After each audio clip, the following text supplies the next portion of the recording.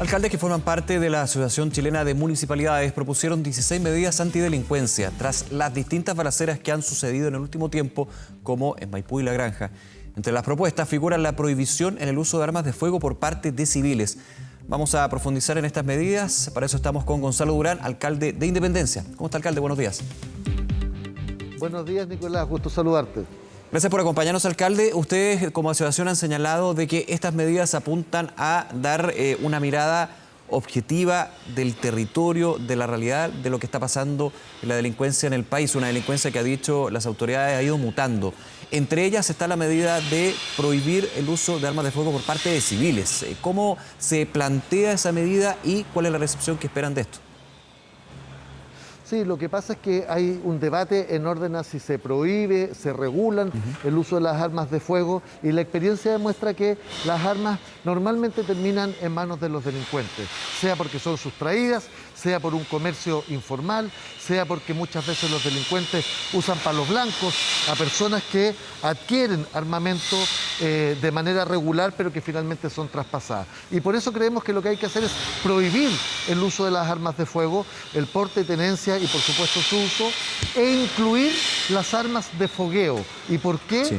Porque lo vimos ayer con expertos criminalísticos, las armas a fogueo solo tienen un dispositivo que bloquea la salida de proyectil, en la salida de la bala, y por tanto son fácilmente modificables y se terminan convirtiendo en un instrumento letal a disposición de las policías. Claro, estas armas de los delincuentes. Sí, hay concordancia ahí también con lo que ha indicado en los últimos días el ministro del Interior, Rodrigo Delgado, sobre las armas a fogueo que son modificadas, que ya no son armas hechizas, sino que de frentón son armas. Efectivamente, tienen un dispositivo muy fácil de modificar y por tanto se adquieren legalmente y quedan a disposición de los delincuentes. Y antes teníamos efectivamente armas hechizas y hoy día vemos con frecuencia armas de uso normal. Alcalde, esa es una medida. ¿Qué otras medidas usted cree que son las más urgentes para justamente este combate a la delincuencia? Podemos entrar también a lo que son las medidas propuestas por el gobierno y también por parte de los parlamentarios. Hay distintas en esta gran agenda de seguridad, podríamos decir.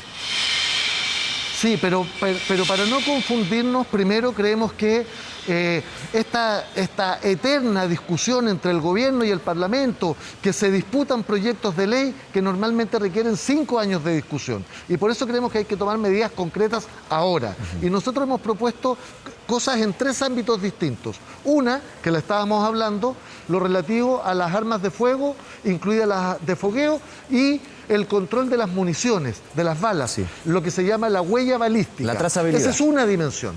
Exacto. Hay una segunda dimensión que tiene que ver con las policías, que no es solo la reforma a las policías, donde es bien importante distinguir las labores de orden público con las labores de persecución del delito, de las bandas delictuales, de inteligencia policial, de manera que efectivamente las policías estén centradas principalmente en los territorios, en la persecución de estas bandas delictuales. Y hay una segunda dimensión de las policías que es solo un acto administrativo que el gobierno hasta ahora no ha cumplido. Y es transparentar la cantidad de policías por comuna y que se distribuyan conforme a las necesidades de los distintos territorios. ¿Por qué? Porque hoy día tenemos, por ejemplo, en comunas de la zona oriente, un carabinero por cada 500 habitantes. En las comunas de la zona sur de Santiago, un carabinero cada 1.200 habitantes. Esta inequidad en la distribución policial también afecta la capacidad de intervenir donde hay más delitos. Y finalmente, una cuestión que es muy importante y de la que se habla poco, son los temas de equidad de las ciudades, de los territorios, porque si no, comunas desprovistas de áreas verdes, de equipamiento, de condiciones y oportunidades, se convierten en caldo de cultivo para el tráfico de droga y para la delincuencia, y eso incluye la disposición inmediata de recursos desde el nivel central para labores de prevención que realizan los municipios. Es el tema más profundo y el origen de todo esto finalmente, se lo ha escuchado usted, alcalde, también a distintos expertos, y hay una concordancia en eso, finalmente la inequidad territorial, las brechas, la desigualdad y finalmente la vulnerabilidad de distintos barrios es lo que termina generando el crimen organizado y los hechos de violencia. Obviamente hay un tema profundo que requiere un análisis y medidas que son bastante de lleno, y a eso quería apuntar, a las medidas. Ha habido también una discusión en el último tiempo, y bastante histórica, hay que decirlo, sobre si aumentar las penas, aumentar las sanciones, finalmente es una de las mejores medidas. Y se lo pregunto por los proyectos de ley. Hay una discusión ahí actualmente sobre la agenda de seguridad del gobierno desde la oposición de que esa es una parte y que de hecho no es ponerle el cascabel al gato, como se podría decir. ¿Cómo lo ve usted? Mire, la experiencia internacional, todos los expertos, la Fundación Paz Ciudadana, en fin, son coincidentes en orden a que esta tendencia a aumentar permanentemente las penas no es eficaz. El delincuente no hace un cálculo de cuánto es la pena para determinar si comete el delito o no. Hay otros factores de base. Quizás sería más eficiente que con las penas actuales logremos que personas que efectivamente cometen de manera reiterada determinados delitos terminen en prisión efectiva y que además efectivamente haya una escala de cumplimiento de penas que sea proporcional a la magnitud de los delitos. Fíjese que Chile es uno de los países que tiene la mayor tasa de personas detenidas por cada 100.000 habitantes en el mundo. De manera que esto no es un problema de más personas en las cárceles, es que los que estén en las cárceles sean los que efectivamente corresponde y que además las cárceles no sean escuelas del delito. Y en ese sentido necesitamos también una profunda modernización del sistema carcelario. Ahora, respecto al tema de las penas, yo creo que hay un problema de eficacia jurídica, porque nosotros tenemos una permanente disputa de quién le pone más altas penas a los delitos en vez de garantizar que el sistema funcione adecuadamente entre las labores que corresponden a la Fiscalía, al Ministerio Público, los jueces de garantía y, por supuesto, la persecución del delito. Ahora, hay otro punto que también yo he escuchado muchísimo en este análisis sobre la situación de la delincuencia en Chile, que es cortar el financiamiento de las bandas delictuales, del crimen organizado. ¿Usted ve la posibilidad de llegar a esto? Hay distintas medidas, pero también ha sido parte de esta discusión. Eso es clave, sobre todo en el caso de las bandas de narcotráfico.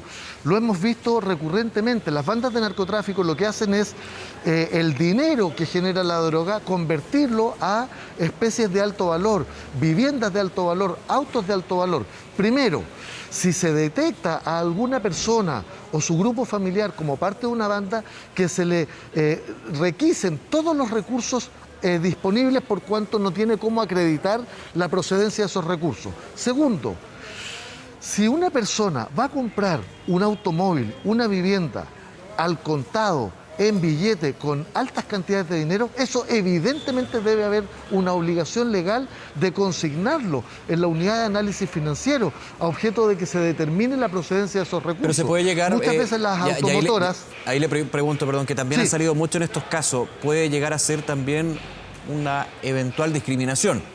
Hay casos que son bastante evidentes, finalmente uno conoce su territorio, pero también se aborda muchas veces este tipo de situaciones dentro de la inequidad que existe a nivel de nuestro país.